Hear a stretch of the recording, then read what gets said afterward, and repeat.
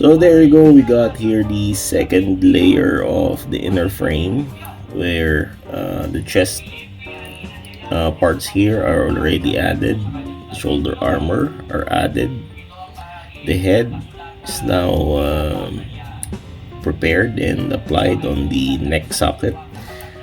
Front skirts and back skirts are attached already, and the leg plates are already attached in the feet. Again, the articulation is the same with the first layer armor. There's no hindrance on the joint movements. And what I notice is, even though we added the plastic pieces on the first layer, it's still light. Yeah, the plastic quality is still light.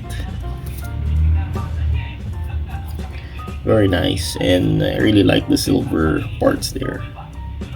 And finally, we got to attach all the armors from the second frame, and this is the appearance, which is very nice. I really like the color scheme of this kit, especially these metallic gray, white, midnight blue, and some tinge of yellow and clear green parts here.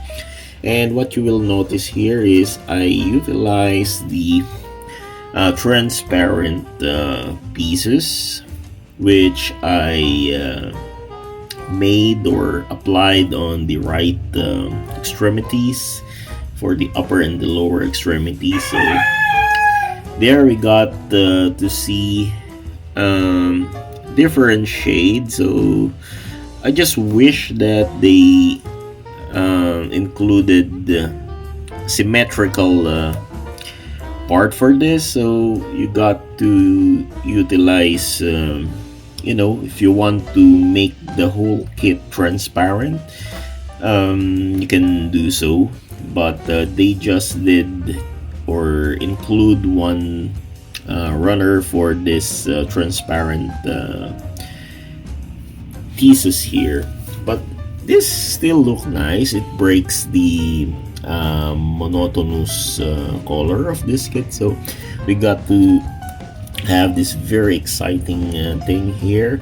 We can see the mechanism inside, and there the frame and the gray parts here made the transparent one look metallic. So there, it's still cool to see.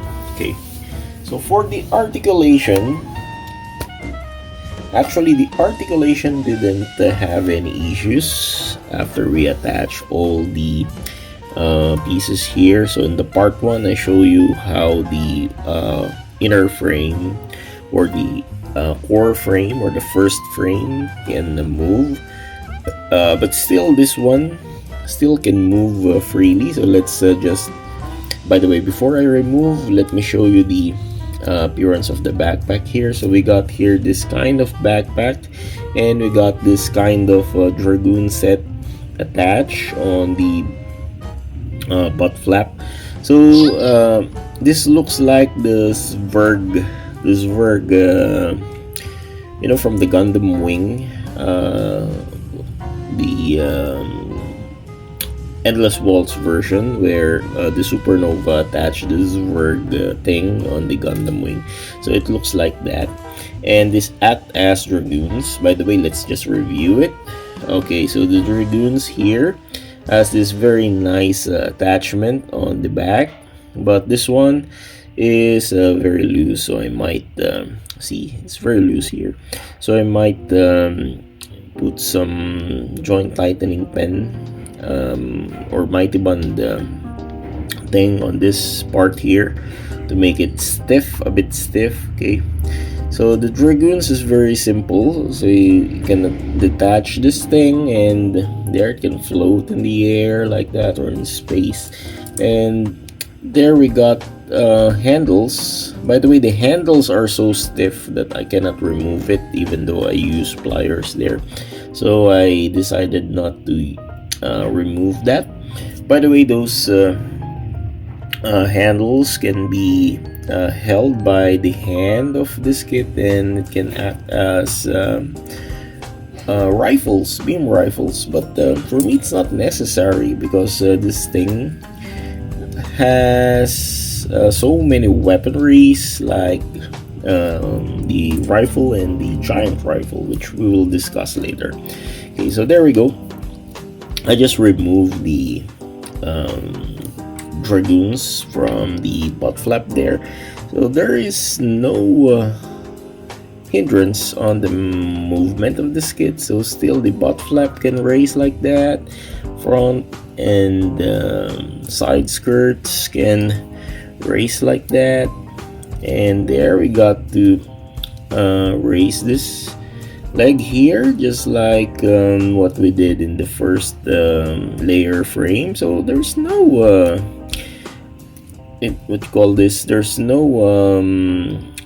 issues on the movement. This kit is really perfect. As you can see, the armor separation here is really cool when you move the legs there, and there's this hinges here. Just be careful with that hinge. So there, it can close like that. As you can see, the lock, there's a locking effect which you will feel when you close this or make this join together. It will like vibrate, something like that. So there we go. And for the arms is not that complicated. Also, it can move freely as what we saw in the first layer frame. It can move very fluid and no issues. This is what I like with the kit. This kit is really recommendable. The articulation is perfectly fine, very nice, and the torso is just perfect. Even though it's a bit back heavy on this part, the torso doesn't loose. As you can see, it's still stiff, a bit stiff, thanks to the second frame layer. This kit can stand on its own. And for the backpack here, the backpacks or the dragoon sets in the backpack can move also. So this one can you can open this a bit, so it's a bit tight. So I'm just be careful moving this shit here. Okay, just like that. Okay, there we go. You can move that, and there can raise the shit somehow like this. Okay, and can remove it very easy. Okay, you can rotate like that, you can rotate like this also, and pretend that you can shoot forward like this. Okay, so there we go. Just some adjustment here on this part.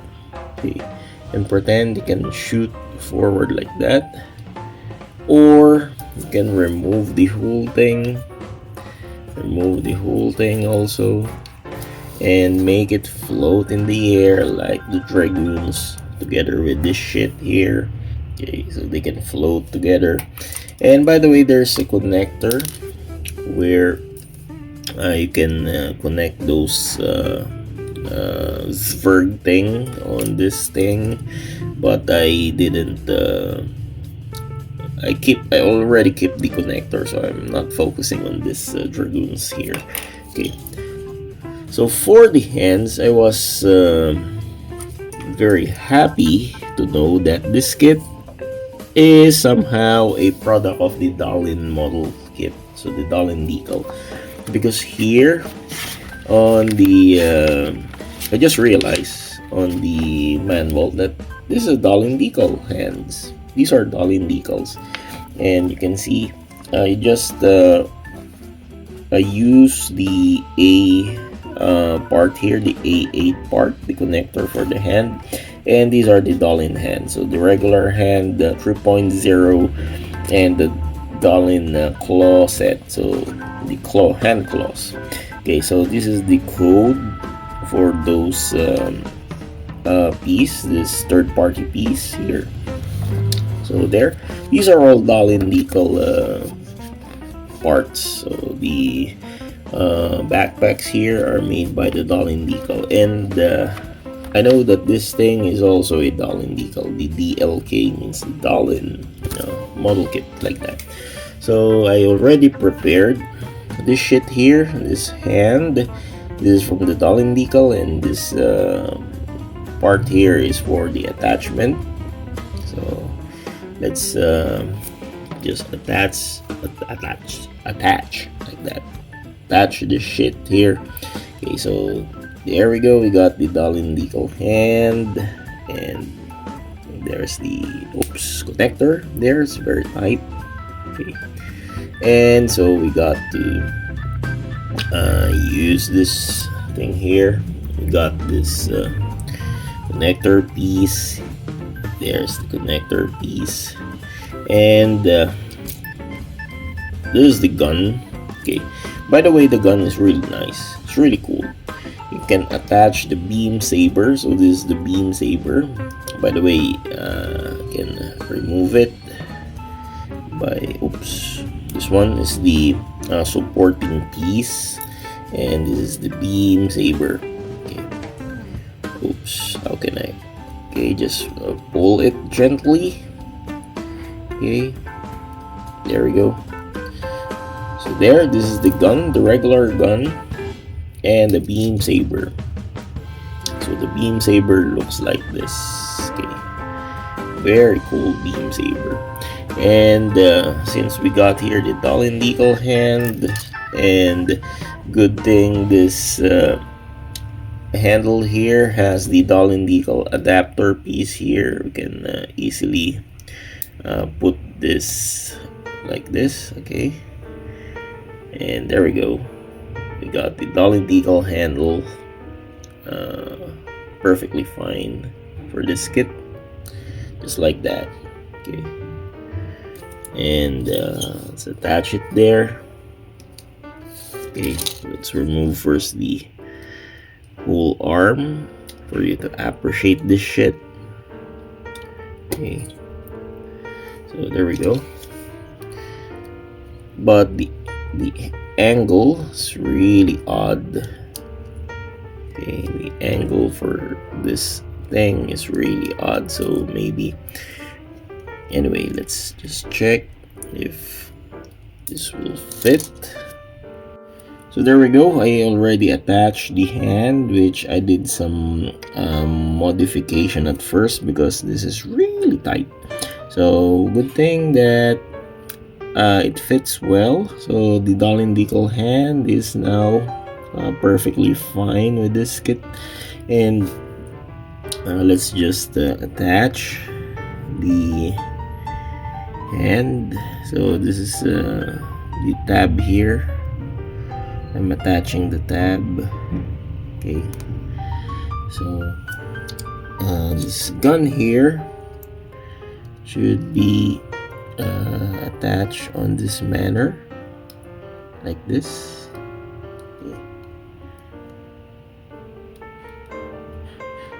Okay, so there we go, and the trigger finger should be there, inserted. Oops, doesn't insert fine. What the heck? Anyway, so I'll just remove the peg for that and attach first this thing here. Okay, there we go. The sword must be here, and this tab for the support must be attached there. Okay, so now without the peg we can have him hold the gun. Okay, like this, and we got this peg here for support, so we can clamp this thing there underneath, and there we have him hold the gun perfectly fine. So there we go. We got the hands holding the gun securely thanks to this peg. Okay, and now we put back the armors and attach it here and reattach the whole thing on the arm. There we go. And this shield attach on the socket there.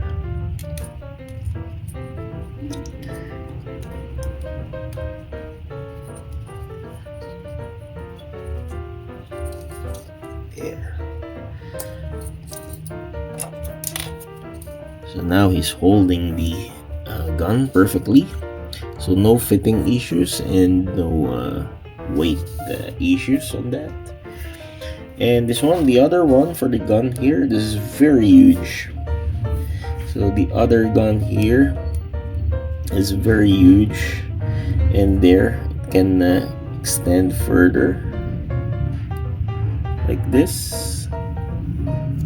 But this thing keeps on popping off, but can do some extension like that, and there we go. Can extend further like that. So very long rail gun. So it's very heavy. It's even taller than the kit. And the Zwerg, or this thing, can be attached here, so it will be more heavy. It's up to you if you want to attach this shits here, but I don't like, because this thing is very heavy. And for you to hold this thing,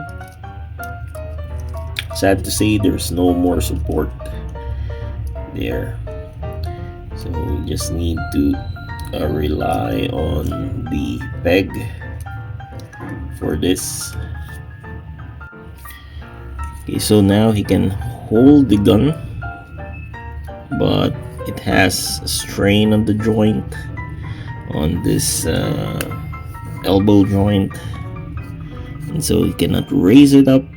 So all you need to do is just make the gun act as support, ground support, like that. It's very heavy actually. The gun is really heavy. Cannot raise it. Cannot raise the arm, and I'm afraid I might break the joint there. Anyway, it's still cool. This thing is really cool. So for size comparison, let's compare the size of this kit with my 100 scale master grade RX-78 here. So it's a bit taller than the RX-78. And let's compare it with the Howling Star Kishin Nebula, which is like his small brother here. Actually, they have a resemblance. So there you go, Kishin Nebula. So it's still taller. This thing here is still taller than the Kishin. And let's compare it with the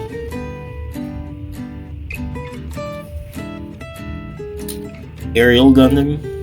So the Aerial Gundam here, permit score 6. Looks nice. And let's compare it with my other big 100 scale kit here, which is the Jida. And finally, let's compare it with the Fortune Meow 100 scale. So Fortune Meow is a bit taller than this shit. Okay, so thank you so much for watching this tiresome review for this model kit here. If you can ask me whether to buy this, yes, this is most recommendable kit for 2026. It's really nice, really cool. Everything seems perfect for this kit. The only problem I got here, the heavy weapon. Anyway, it's manageable and it's a must buy. See you next time. Timberman from Timberman Gunpla Studio saying goodbye. God bless. Take care.